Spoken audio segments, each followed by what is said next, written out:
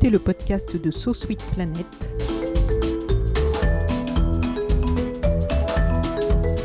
Je suis Anne Greff et je vous propose des rencontres autour des thèmes des droits humains, de la culture et de l'environnement. Aujourd'hui, j'accueille dans ce podcast de So Sweet Planet la réalisatrice Lucie Vivert pour nous parler de son premier long métrage, un très beau documentaire sensible, poétique et politique au titre énigmatique Sankara n'est pas mort, qui nous entraîne dans un voyage en immersion assez intimiste au Burkina Faso, en compagnie du poète Bikontine, de ses poèmes, de la musique de Rodolphe Burger, peut-être plus connu du grand public pour son groupe Katonoma, un film dont la sortie a été un peu bousculée par les événements liés au coronavirus, donc il est sorti directement sur le net en e-cinéma sur le site La 25e heure et maintenant en VOD. Bonjour Lucie Vivert. Bonjour Anne. Comment vas-tu au milieu de tous ces bouleversements dans le monde, en France et dans ta vie professionnelle avec cette sortie un peu bousculée ? Oui, ça va en fait. C'est vrai que c'était pas du tout ce qui était prévu. Le film devait sortir en salle le 22 avril 2020.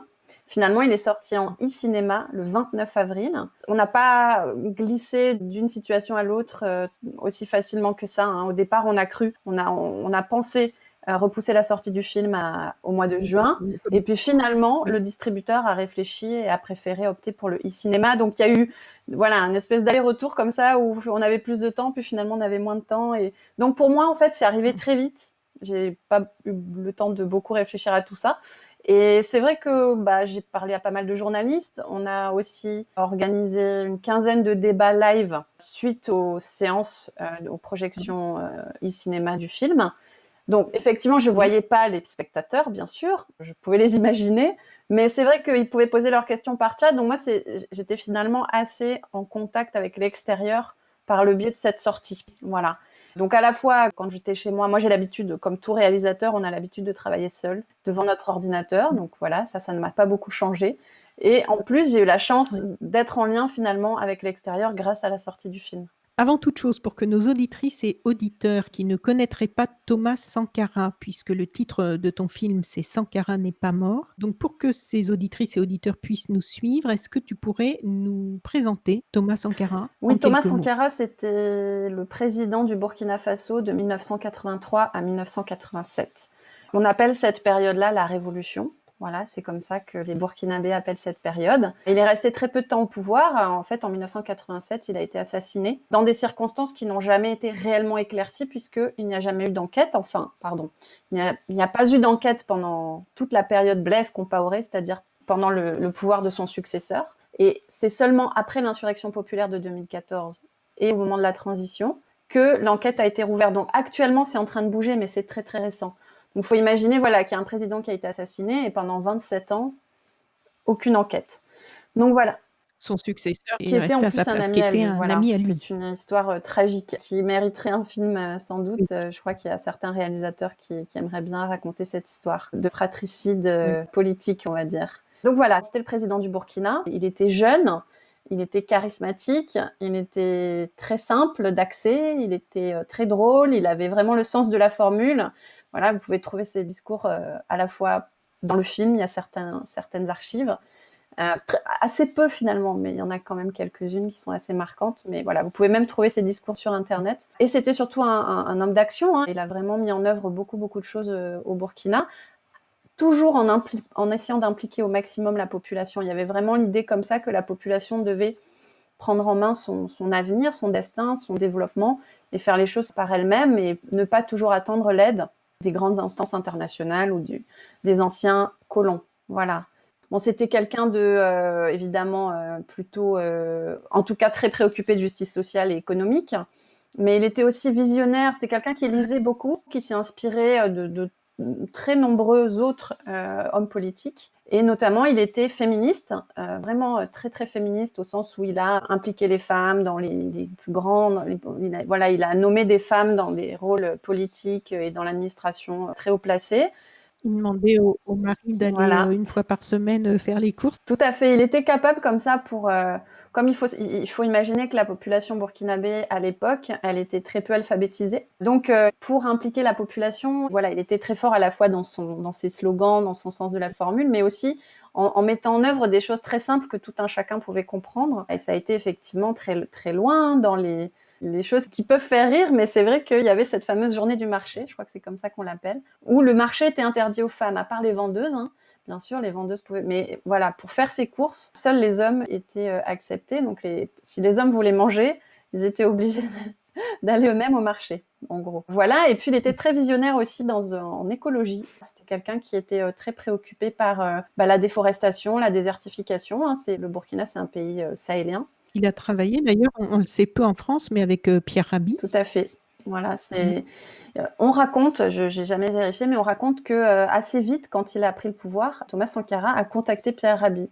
Il avait entendu parler de lui et il l'a contacté. Donc Pierre Rabhi aussi explique dans certaines interviews que voilà, il a reçu un coup de fil un jour d'un inconnu au Burkina Faso qui s'appelait Thomas Sankara et qui l'invitait. Voilà, je pense qu'il s'est déplacé et encore aujourd'hui, il y a des fermes agroécologiques au Burkina. Voilà, donc ça fonctionnait. Bien sûr, ensuite, avec la période Blaise, c'était un peu moins à la mode, mais ça a fonctionné et il en reste encore aujourd'hui des traces au Burkina. Donc voilà, il avait quand même comme ça, avec sa jeunesse, son audace, son originalité et puis son énergie, beaucoup marqué la population, mais il a aussi joué un rôle à l'international parce que voilà, par rapport au discours et aux prises de position qu'il a pu avoir pendant le temps où il était président, par exemple, il a vraiment marqué tout le continent, hein. C'est vrai qu'aujourd'hui, on le compare, c'est un gros raccourci, mais c'est vrai que ça permet de mesurer l'importance de cet homme politique en Afrique. On l'appelle le Che Guevara africain. À la fois avec toute cette force du mythe, et en même temps aussi, voilà, c'est un raccourci parce que c'est pas forcément les mêmes parcours politiques et exactement les mêmes idées, mais il y a beaucoup de similitudes, et notamment le fait qu'ils se sont fait assassiner très tôt. Et il a aussi beaucoup travaillé, j'ai vu il était très préoccupé par l'accès à la santé, il a défendu beaucoup l'autosuffisance, alimentaire, lutté contre la Tout à fait. corruption. Un chef d'État Oui, idéal? alors il a des détracteurs, bien sûr. Oui, j'ai lu Ouais. quelques controverses, oui, Bon, bien sûr. Mmh. ils sont très, très minoritaires. Voilà, la révolution, il y a des choix à faire, et dans tout choix, il y a forcément des personnes Mmh. qui sont frustrées. C'est souvent le mot qu'utilise Bicontine, le personnage principal du film, quand c'est Oui. pas du tout l'objet dans le film, il en parle pas, mais dans tous les débats qu'on a pu avoir à l'occasion de la sortie du film, il parle de frustration, c'est-à-dire que forcément, à un moment d'une révolution, il y a les gens qui étaient mieux positionnés avant la révolution, forcément, ils y perdent quelques plumes au passage. Donc, forcément, il y a des personnes frustrées. Il y avait aussi des problèmes dans la fonction publique parce que Sankara a quand même beaucoup demandé à sa population, et notamment aux fonctionnaires. Donc, il y a eu aussi des gens qui n'ont pas accepté cette exigence-là. Donc, il a aussi des détracteurs, mais ils sont très minoritaires. Et comme vous dites, hein, on pourrait en parler longtemps, hein. Thomas Sankara, c'était vraiment un homme politique exceptionnel. Il faisait feu de tout bois, c'est-à-dire il a vraiment mis en œuvre des choses et réfléchi à tous les aspects de la vie sociale, économique, politique du pays. Donc effectivement, il y avait l'accès au logement, il a construit énormément de cités, on appelle ça des cités, mais en fait c'est un ensemble de petits pavillons comme ça. L'accès aux soins, c'était très important. Et puis la corruption, et effectivement, c'était un de ses chevaux de bataille principaux, puisque voilà, il a aussi rebaptisé donc le pays des hommes intègres, Burkina Faso. Oui. Littéralement, ça veut dire pays des hommes intègres. Et ça, c'était très important. Et les Burkinabés aujourd'hui en sont très fiers de cette appellation, bien sûr. Et ils essaient en quelque sorte d'être à la hauteur de cette appellation. C'est pas toujours facile. Il faut imaginer l'injonction que ça représente. Oui. Mais voilà, il y avait vraiment cette idée d'être des hommes dignes, à la fois face à l'adversité, mais aussi par rapport à soi-même, une certaine exigence par rapport à soi-même. Il a vraiment incarné ça, Thomas Sankara, et c'est ce qui reste encore aujourd'hui, je crois, hein, dans l'esprit des Burkinabés. Avant de parler un peu plus, et beaucoup du film, lui-même, toi, tu étais déjà dans le milieu, de la réalisation, mais tu n'avais pas encore, réalisé. Tu as collaboré sur des films, J'ai fait 2 petits courts-métrages autoproduits, oui.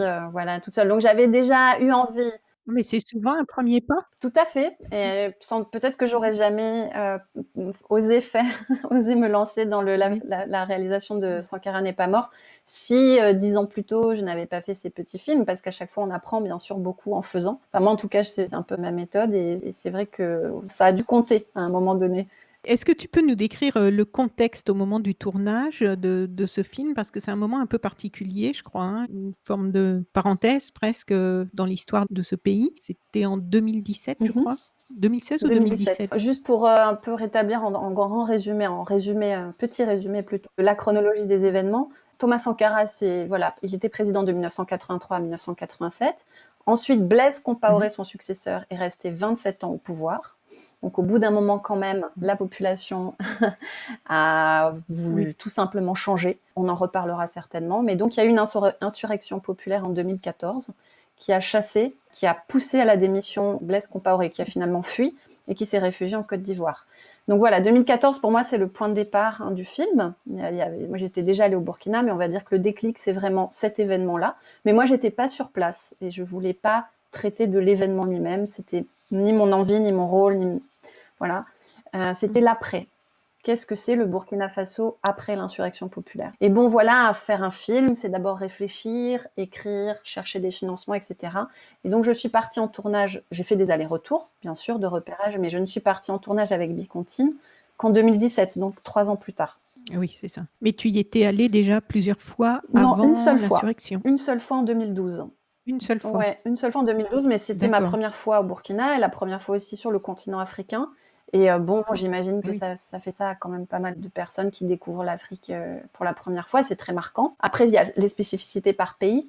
Et c'est vrai que le Burkina, voilà, ça m'a beaucoup marqué, notamment par rapport à cette ambiance politique. Bon, voilà, il y avait quand même une espèce de révolte sourde. Blaise Compaoré était là depuis 25 ans à l'époque. Donc, voilà, il y avait des jeunes, hein, parce qu'en fait, au Burkina, la population est très jeune. Je crois que l'âge moyen au Burkina, c'est 18 ans. Donc, voilà, il faut vraiment imaginer que en 2014, Blaise Compaoré est là depuis 25 ans. La plupart des Burkinabés n'ont connu que lui, en fait. Voilà, donc en 2014, ils descendent dans la rue massivement, et très vite, hein, ça a pris quelques jours. Blaise Compaoré n'a pas d'autre choix que démissionner et partir. Et donc après l'insurrection, il y a eu un an un peu d'euphorie pendant la transition. Voilà, il y a eu un gouvernement de transition où on a eu l'impression que un peu tout était possible, c'est vrai.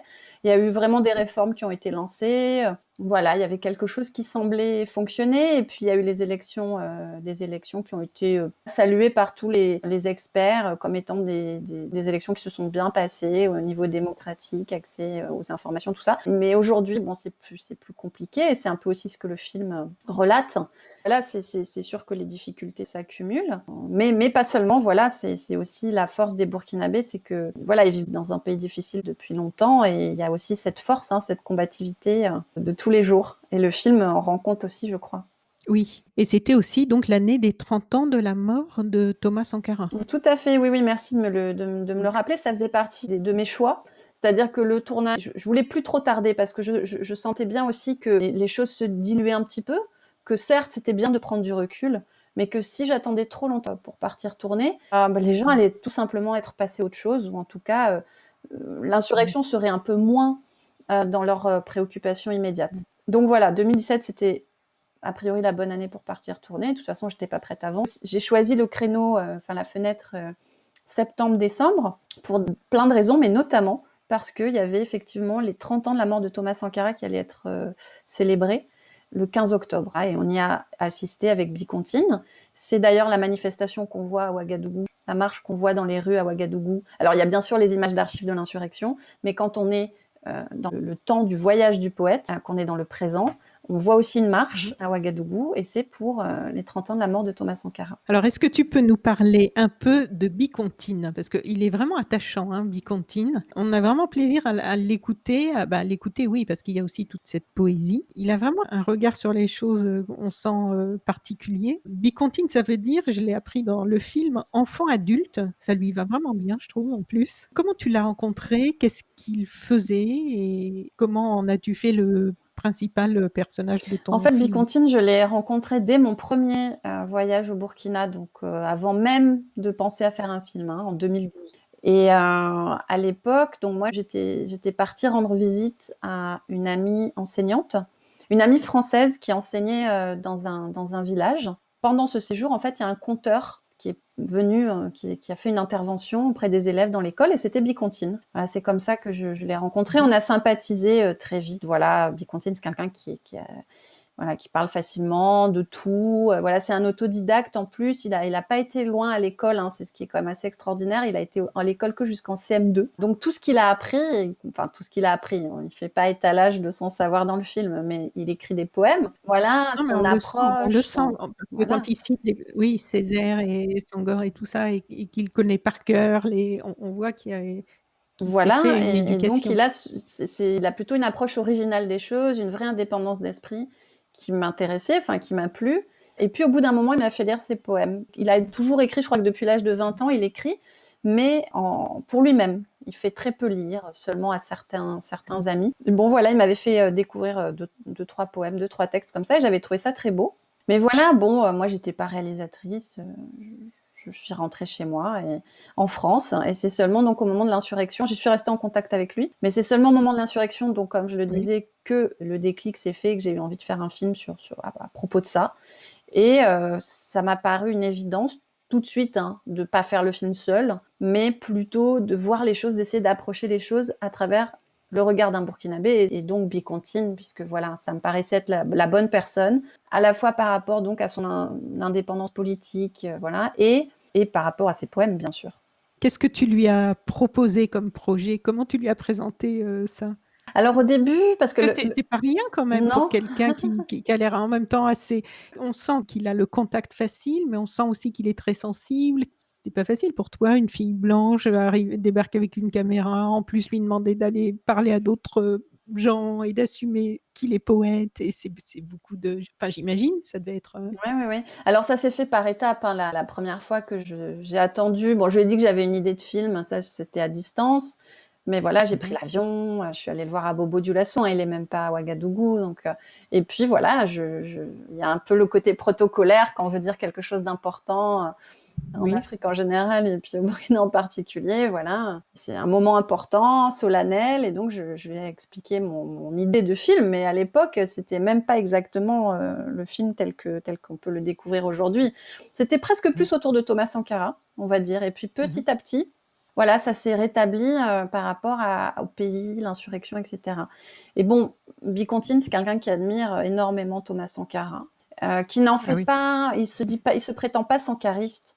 Il le dit, hein. Il n'est pas, mais en fait, il apprécie l'homme, Thomas Sankara, parce que c'est vrai qu'avant d'être un homme politique exceptionnel, Thomas Sankara c'était un homme exceptionnel, et c'est cette humanité-là souvent aussi qui est qui a beaucoup marqué les gens, et Bicontine en particulier.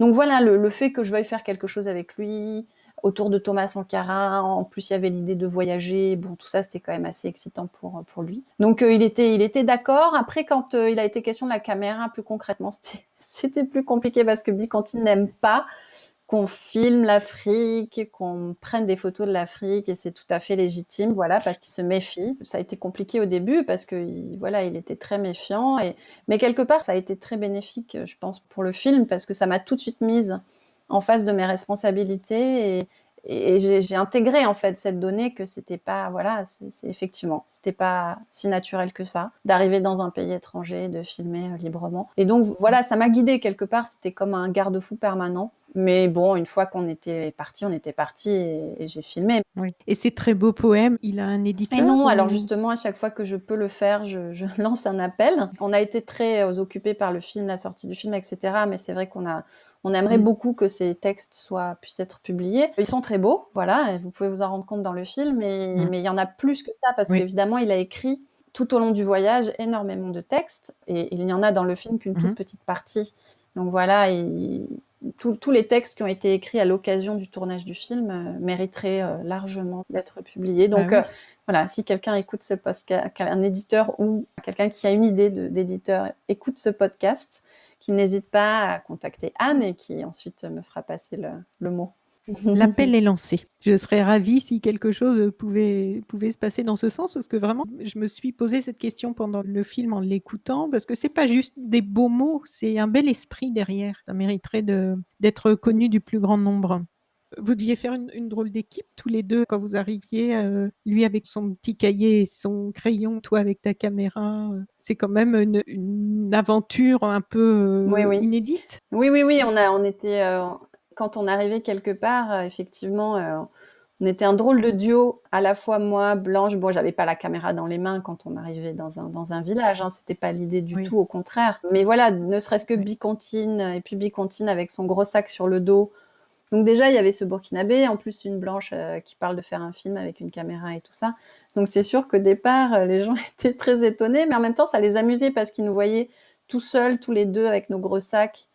Et puis quand on leur parlait du voyage qu'on était en train d'entreprendre, Oui. c'est quand même 600 km. Alors on n'a pas marché, on a pris le train bien sûr et tout, mais Mmh. quand même c'était pas rien de faire ce long parcours. Donc voilà, très vite on était voilà, ils étaient presque en empathie avec nous, ils voulaient nous aider, voilà. Donc le fait qu'on soit que deux, ça Mmh. et qu'on soit un peu en galère quelque part, ça a attiré voilà, ça nous a permis tout de suite de nouer des relations avec les habitants des villages dans lesquels on s'est arrêté. Cette voie de chemin de fer, cette fameuse voie de chemin de fer en ligne conductrice, comment est-elle arrivée dans le décor? Parce qu'en fait, c'est toute une histoire à elle toute seule, cette voie de chemin de fer. Tout à fait, Anne. Elle s'est imposée, j'imagine. C'est exactement ça. Elle s'est imposée, oui, on peut dire ça. Au départ, Mmh. donc l'idée de voyage était là, mais Oui, c'est quelqu'un qui lisait le projet qui m'a dit: «Mais vous allez aller où? Vous allez Ça va être quoi votre itinéraire? Parce que vous pouvez pas vous balader au hasard, ça n'a pas de sens, en fait». Donc mmh, évidemment, ouais, c'était tout à fait pertinent et j'ai réfléchi et puis dans mes allers-retours au Burkina, j'ai entendu parler de cette voie ferrée. En gros, les gens se déplacent plutôt en bus et c'était mon cas aussi, voilà. Maintenant le bus malheureusement est en train de supplanter le chemin de fer.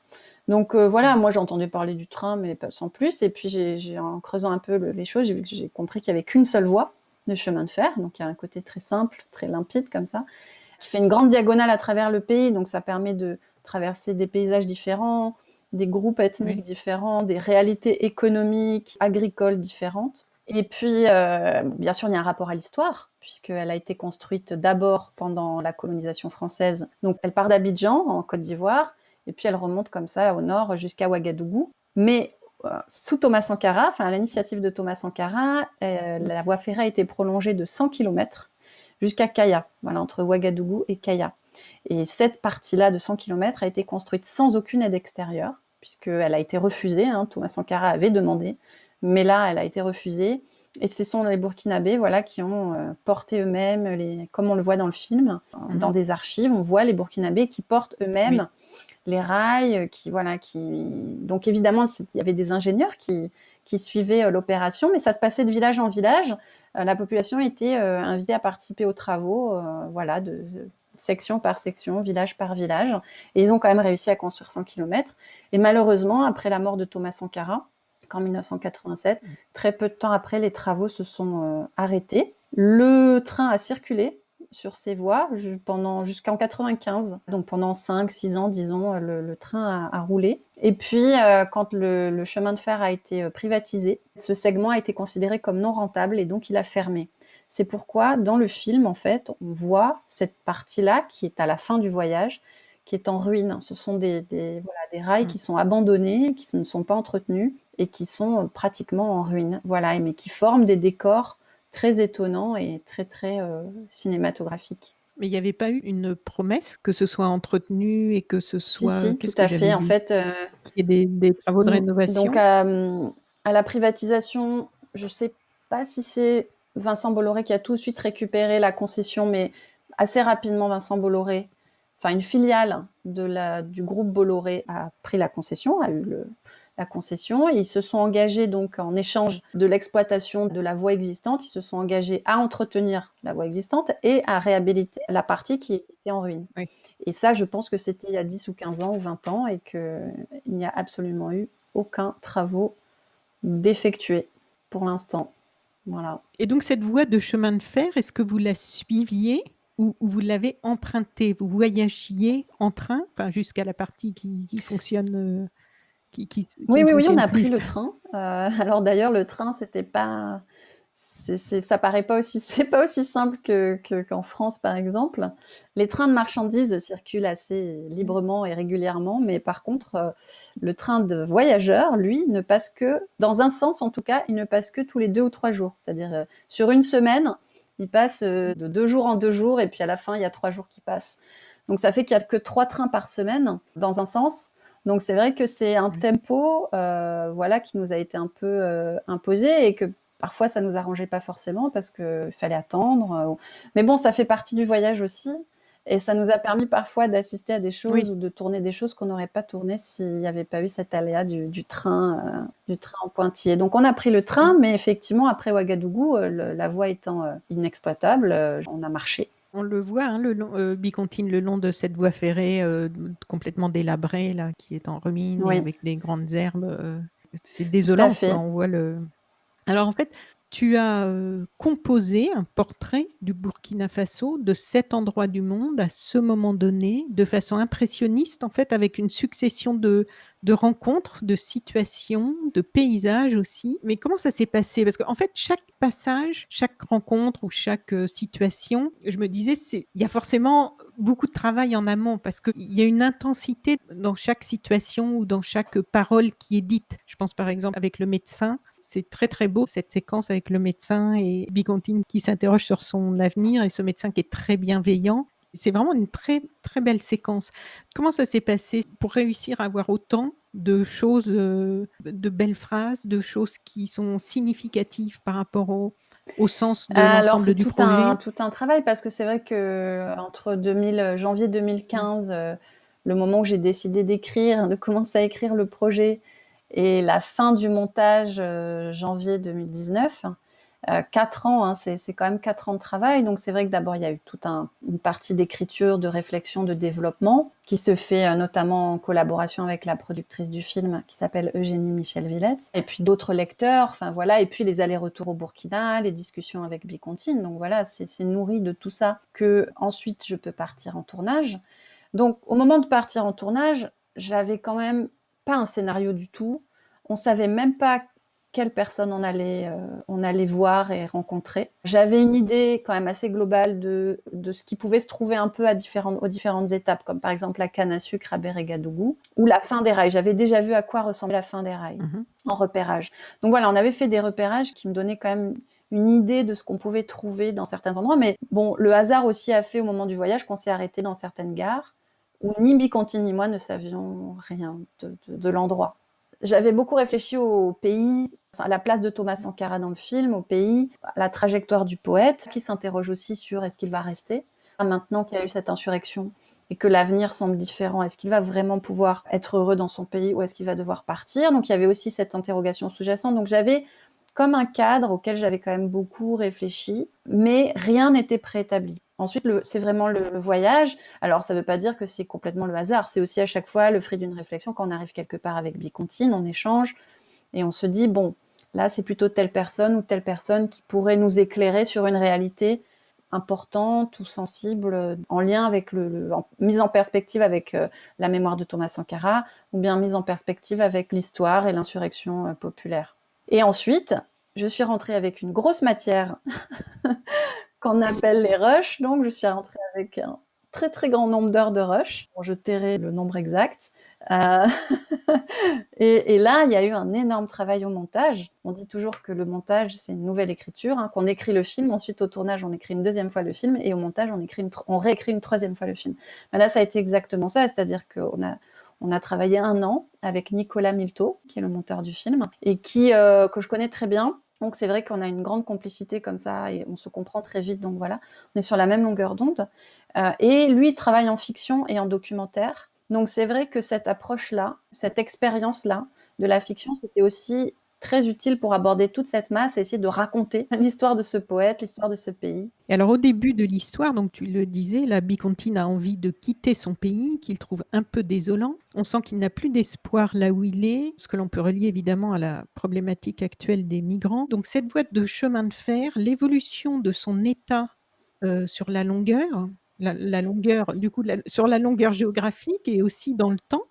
Et puis Le long du film aussi, il y a vraiment toute une symbolique hein, avec laquelle tu as joué par rapport à cette fameuse voie de chemin de fer. Donc ça a été filmé, tu nous l'as dit, en 2017, 2-3 ans après la destitution de Blaise Compaoré. Et aujourd'hui, en 2020, puisque je sais que tu as fait des rencontres sur Internet après les projections sur Internet du film avec Bicontine. Donc, est-ce que tu peux nous donner un rapide état des lieux de lui, dans quel état il est aujourd'hui par rapport à tout ça et le reste des personnes que tu connais? Est-ce que l'espoir revient ou est-ce que vraiment c'est de pire en pire? Donc pour répondre tout d'abord à la dernière question, donc Bicontine est toujours au Burkina Faso, il habite toujours à Bobo-Dioulasso. Là, les circonstances sont totalement exceptionnelles parce que ils ont subi le Covid, enfin très peu, mais en tout cas, bon, il y a ces circonstances vraiment particulières. Mais ces circonstances particulières se sont rajoutées à d'autres circonstances particulières qui étaient que les attaques terroristes se multipliaient et continuent d'ailleurs. Hein. Le Covid n'a pas arrêté les attaques terroristes. C'est vrai que les attaques avaient commencé un petit peu avant le tournage, mais c'était très circonscrit au nord du pays. Aujourd'hui, ça s'étend beaucoup plus. Et elles sont beaucoup plus nombreuses, les attaques sont beaucoup plus nombreuses. Donc c'est vrai qu'il y a les Burkinabés, malheureusement, ils ont de très nombreuses difficultés. En plus de leur crise politique, voilà, c'est vrai que l'insurrection, les gens sont déçus de l'insurrection. Les gens sont déçus des suites de l'insurrection. L'insurrection populaire de 2014, elle a suscité un espoir énorme au sein de la population. Et aujourd'hui, les gens sont très déçus.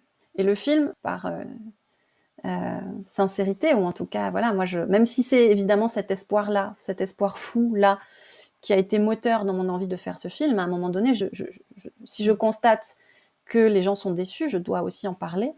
Donc le film est désenchanté. Oui. Je dirais pas qu'il est triste, mais il est désenchanté.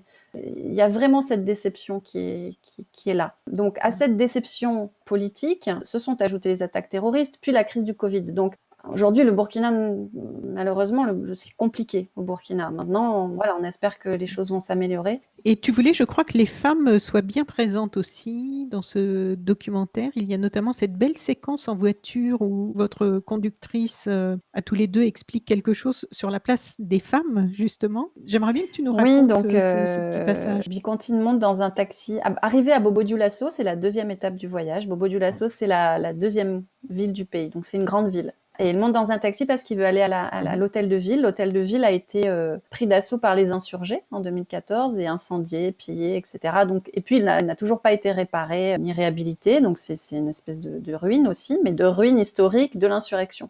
Donc, Bicontine veut aller là-bas et donc il prend un taxi. Et dans le taxi, la taxi woman évoque le féminisme de Thomas Sankara. En tout cas, elle raconte très bien que Thomas Sankara, voilà, était vraiment précurseur dans l'avancée des femmes en fait dans la société, en fait dans le rôle des femmes par rapport au rôle des femmes dans la société, l'implication des femmes dans la société. Elle raconte qu'elle était toute jeune. Hein. Oui, et par rapport à la statue. Oui, pardon. Et donc le taxi passe effectivement un rond-point qui s'appelle la place de la femme à Bobo-Dioulasso. Hein. C'est vraiment un repère géographique très important dans la ville. Et auparavant, en fait, la statue qui était place de la femme, c'était une femme qui balayait.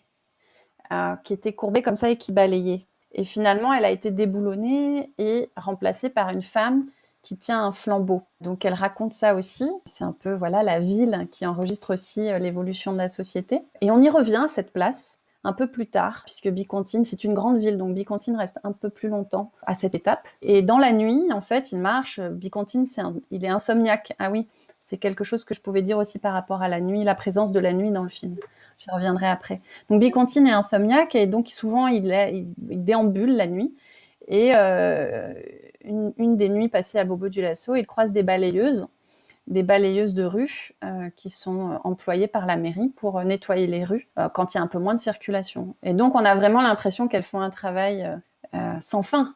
Parce que balayer de la poussière sur du goudron, bon, vous pouvez imaginer que c'est vraiment sans fin. Puis en plus, elles utilisent un balai africain. Enfin, en tout cas, c'est les balais qu'on voit au Burkina et je pense dans d'autres pays, au moins ouest-africains. C'est des balais sans manches. Donc elles sont vraiment courbées. Elles sont pliées en deux pour balayer entre 4h du matin et 7h du matin tous les jours les rues de Bobo-Dioulasso. Voilà, donc c'est une mise en perspective aussi de D'accord, donc la place des femmes, ou en tout cas, il y a une volonté politique pour que les femmes soient plus présentes et plus de poids dans la société, mais Oui. en revanche, quand on regarde bien la réalité, c'est plus complexe. Et en Mmh. tout cas, avec cette tâche très ingrate, c'est vraiment flagrant.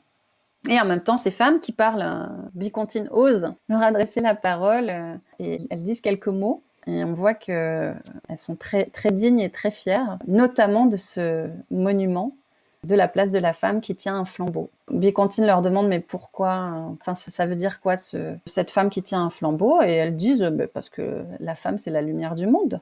Que penser d'autre en fait? Et qu'est-ce que tu voulais nous dire par rapport aux Oui, en insomnies fait, de la nuit, Biocontin? pour moi, alors ça, c'était quelque chose à quoi j'avais pensé avant de partir en tournage. Je voulais filmer la nuit. Enfin, Oui. je pensais que les nuits seraient importantes. Déjà parce que il fait moins chaud, donc les gens sont un peu plus détendus, ils ont plus le temps. On croise aussi d'autres personnes que le jour. Et aussi, Bicontine étant insomniaque réellement, il a l'habitude de toute façon de traîner un peu ou en tout cas de se balader comme ça la nuit. Donc il y a des nuits assez souvent dans le film. C'est aussi les moments où Thomas Sankara, les archives de Thomas Sankara surgissent. Donc c'est aussi le lieu de la Mmh. mémoire, notamment de Thomas Sankara. C'est le lieu de la poésie, car c'est souvent la nuit que Bicontine écrit ses poèmes. C'est le lieu du rêve Oui. aussi, puisque vers la fin du film, bon, on va pas divulgacher ou spoiler, mais le train décolle dans la nuit de manière magique. Et on entend la voix de Thomas Sankara qui raconte ce voyage en URSS et qui dit qu'il a demandé aux soviétiques de réserver 2 places pour les Burkinabés dans la prochaine mission spatiale. Donc la nuit, c'est à la fois le cauchemar, c'est les peurs, bien sûr, mais c'est aussi le rêve, la poésie et l'utopie de Thomas Sankara. Voilà. Au travers des différents tableaux de ton documentaire, on aperçoit donc ce qu'il reste de l'héritage, de l'esprit de Thomas Sankara, avec des angles de vue vraiment très différents les uns des autres. C'est ça qui est vraiment pertinent, intéressant. Et donc, on aborde comme ça, on en a parlé par rapport aux femmes, à l'anti-impérialisme, mais j'ai rien vu par contre sur l'écologie. Est-ce que ça m'a échappé ou... Non, non, c'est vrai, c'est pas traité dans le film. Ça aurait pu, mais Oui. Est-ce qu'il y a un héritage? oui, parce que par exemple, il y a énormément de campagnes de reboisement. Dans les villages, souvent, il y a des initiatives pour planter des arbres. Dans le milieu scolaire, il y a souvent des initiatives pour planter des arbres. Donc voilà, c'est des grands moments comme ça, très solennels aussi, où voilà, on amène des petites boutures et on va les planter. Et puis, il y a l'idée d'aller arroser régulièrement les arbres. Donc non, non, il y a une vraie conscience de ça, et même au-delà du reboisement. Oui. Simplement, le film, bon, bah, c'est comme toujours, on ne peut pas parler de tout. Il aborde déjà beaucoup, beaucoup de réalités différentes. Il donne la parole à des personnes Oui. très différentes les unes des autres. Il fait déjà Oui. 1h50. Alors, il y a les sankaristes convaincus, les grands admirateurs de Sankara qui trouvent que j'aborde pas assez toutes les œuvres de Thomas Sankara, les pro-insurrection 2014 qui trouvent qu'il n'y a pas assez de choses sur le ballet citoyen, qui est l'organisation de la société civile qui a initié l'insurrection. Enfin voilà, évidemment, il manque des choses. C'est pas un compte rendu objectif, le film, évidemment, de la situation du Burkina aujourd'hui. C'est plus à travers l'expérience donc de ce poète, de ce jeune poète, et le ressenti de ce jeune poète. Donc forcément, il y a un Oui. filtre sensible, subjectif, émotionnel, qui fait que voilà, il va être attentif à telle ou telle réalité plutôt qu'à telle autre. Mais c'est ça qui fait que c'est très intéressant, je trouve, parce que justement, parce que Bicontine, en fait, on sent par moments qu'il doute de son rôle de poète dans tout ça. Et ce doute et ce lien avec ce questionnement et ces rencontres, cette quête avec sa sensibilité qui est très présente. C'est ça qui rend le film, je trouve, beaucoup plus intéressant que voilà, si on veut voir un documentaire sur la situation politique à l'époque de Sankara, il y en a, j'en ai vu, et puis là, depuis, je ne sais pas. Et donc, il se demande quelle est la place du poète dans ce C'est chaos. ça. Et je trouvais ça intéressant parce que, en fait, ça entre vraiment en résonance. Parce que dans le contexte actuel, là, au moment où on discute ensemble pour cette interview, donc à peu près 3 mois après le début de la pandémie de Covid-19, je ne sais pas si tu as entendu, mais plusieurs voix se sont élevées en France et ailleurs, des scientifiques, des écrivains, alors qu'on est dans les choses d'urgence, des masques et de toutes les problématiques et les vaccins et les tests et tout ça. Et en fait, plusieurs voix donc se sont élevées, des scientifiques, des écrivains, pour appeler à reprendre conscience de l'importance de la poésie dans le monde actuel. J'ai entendu, Aurélien Barraud récemment, parler de ça et j'ai réentendu ça arriver par, plusieurs, angles différents et dans ton film, tu accordes une large place à la poésie par les images, par le temps, par la musique de Rodolphe, Burger, les poèmes de Bicontine. Quelle place a la poésie dans ta vie et pourquoi tu voulais qu'elle soit aussi présente dans ce documentaire? En fait, je lis peu de poésie, malheureusement, je sais pas comment dire, c'est vraiment la poésie de quoi il y avait pas une intention, propre à ça en amont ou une affinité particulière. Bon, j'aime la poésie, mais je suis pas, voilà, je suis pas une grande lectrice de poésie. Je devrais certainement en lire plus, mais comme tout le monde, je me fais happer par, 1000 autres choses pratiques, beaucoup moins intéressantes. Mais c'est vrai que c'est tout simplement les poèmes de Bicontine qui m'ont plu. Voilà, Oui, son et ce univers. personnage de poète au Oui. Burkina, c'est voilà, déjà être dans l'art et la culture au Burkina, c'est déjà compliqué, mais alors en plus choisir la poésie, c'est comme se damner quelque part, hein. Donc voilà, il y a ce côté un peu fou, cet engagement, totalement vain quelque part, ou en tout cas gratuit, ce geste gratuit comme ça de création qui le dépasse, hein. Il le dit très bien que tout d'un coup, il a envie d'écrire, il écrit des trucs et puis après avoir écrit, il se rappelle même plus de ce qu'il a écrit, hein. Donc il y a tout, et puis il y a quand même cette question de sa place, ça il se la pose. Autant quand il écrit, souvent il dit que ça lui échappe, il se rend pas du tout compte de la qualité de ce qu'il écrit, etc. Mais par contre, il se pose beaucoup de questions sur son rôle de poète, d'artiste dans le Burkina d'aujourd'hui.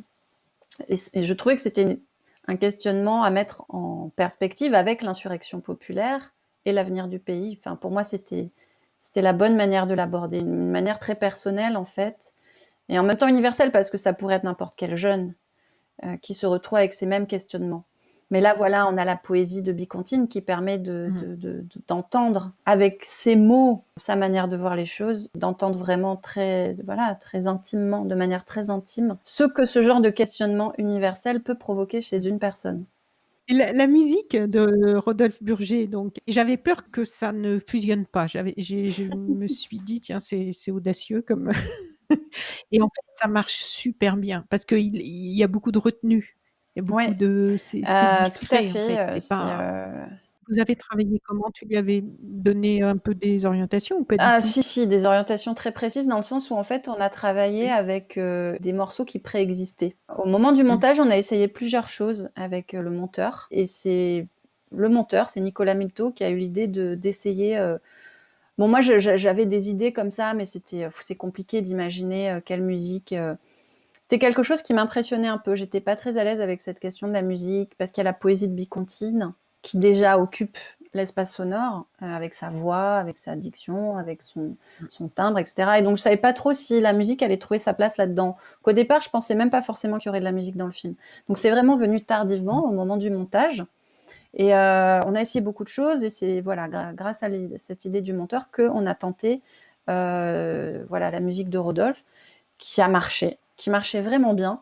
Et en fait, je pense que ça marchait parce qu'on a choisi des morceaux en fait qui étaient pas complètement composés, mais où il cherchait en fait. C'était des moments d'enregistrement en Mmh. studio où il cherchait. Et donc Ah oui, d'accord. cet aspect un peu de tâtonnement, de recherche, Oui, un peu entre voilà. 2 quoi, un La mélodie se peu, oui. développe pas tout à fait, elle se développe un peu plus vers la fin du film, et à la fin, le générique, voilà, il y a une vraie, voilà, c'est un très, très beau morceau mais en attendant, il y a soit c'est des tâtonnements comme ça, des petites cellules, soit aussi des fois la guitare s'énerve quand même, hein, elle est plus rageuse, parce que voilà, la situation elle est révoltante, parce que, il y a encore, une envie d'autre chose et de changement dans la société burkinabé. Mais voilà, il y a aussi ce poète qui se cherche et donc cette guitare qui se cherche, et en fait tout ça, ça fonctionnait bien. Et finalement quand je l'ai appelé, voilà, il a vu le film avec ses tentatives. Bon, je savais pas trop comment il allait réagir, et il a trouvé ça super, et il a retravaillé à partir de ça en fait. Voilà, à partir de ce qu'on avait déjà posé Mmh. sur le film. Dernière question, est-ce que cette première expérience de réalisatrice de documentaire t'a plu et est-ce que tu penses Ah oui, oui, bien continuer? sûr, ça m'a plu. Voilà, c'est même au-delà de au-delà, alors la réalisation, ça m'a plu, mais ça va bien sûr au-delà de ça, quand on s'engage à faire un film sur un pays qui n'est pas le sien pendant aussi longtemps. Voilà, c'est quand même 4 ans de ma vie. Hein. On peut dire que j'ai globalement consacré 4 ans de ma vie à ce projet. Donc, c'est une aventure humaine, personnelle, artistique.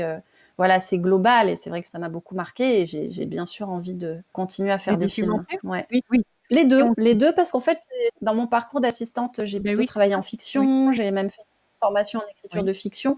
Donc, j'ai aussi envie de faire de la fiction. Je ne sais pas comment ça va s'articuler, voilà, les différents projets, mais oui, il y a les deux. Il y a les deux. Mais voilà, juste je voulais dire que faire un film, j'ai l'impression que ça a été pour moi une manière de vivre plus intensément les choses, en fait. Voyager pour voyager, bon, c'est une chose, mais voyager pour tourner un film, bon, tous mes films ne seront pas sous la forme d'un voyage, mais là, il s'avère que c'était un voyage et c'est vrai que être dans la position de réalisateur, pour moi en tout cas, ça représentait une attention, une intensité extrême de tous les instants en fait. Oui, voilà. Surtout quand on fait le son, l'image et les interviews. En plus. Très bien. C'est vrai. Eh bien Lucie, en tout cas merci pour cette rencontre et pour ce beau film, parce que j'ai vraiment passé un très beau moment à le regarder. Merci à toi. J'encourage tous nos amis auditrices, auditeurs à aller cliquer maintenant sur les liens que je vais mettre en bas des textes que l'on pourra trouver sur le site SoSweet Planet, mais aussi sur toutes les applis de podcast. Cliquez, allez voir ce très joli film, c'est vraiment un beau moment. Et dans le contexte actuel, je trouve qu'il y a un écho qui est très intéressant, même si, voilà, nous, là, au moment où on se parle, on est sur un autre continent, dans un autre pays, mais c'est très enrichissant. Merci. Et surtout, bonne continuation. Merci, Anne. Peut-être à une prochaine. Oui, j'espère. Pour un prochain film. Voilà, c'est ça. Ah si, alors je peux peut-être rajouter, pardon, que donc là, le film on peut quand même peut-être préciser ça pour les auditeurs. Donc le film, effectivement, est accessible en VOD, mais on va quand même organiser avec le distributeur, en tout cas, c'est on essaye de mettre en place, quand même des projections débats ponctuellement en salle, quand les cinémas rouvriront. Ah, très bien. Ce seront les cinémas, les exploitants qui décideront de l'avenir de cette petite tournée.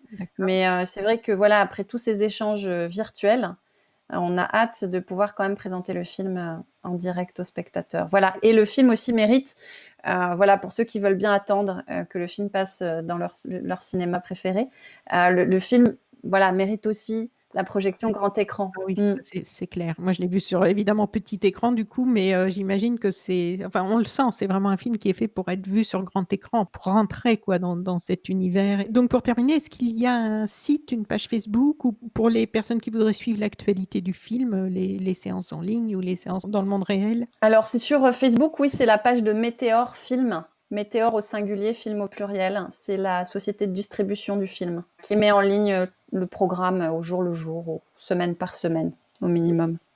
Ok, très bien. Eh bien, merci beaucoup, Lucie. Merci à toi. Vraiment belle continuation. Au revoir. À toi aussi, au revoir. Chères auditrices, chers auditeurs, si vous avez apprécié ce podcast de SoSweet Planet, n'oubliez pas de lui mettre un avis favorable sur votre application de podcast, par exemple 5 étoiles sur Apple Podcast, et de rédiger un avis sympathique. Cela me fera plaisir. Pour plus d'informations sur les droits humains, l'environnement et la culture, vous pouvez suivre la page SoSweet Planet sur Facebook. Enfin, n'oubliez pas de vous abonner gratuitement, soit à la newsletter sur le site sosweetplanet.com, soit au podcast sur votre application de podcast pour être informé des prochains podcasts de SoSweet Planet mis en ligne. À bientôt.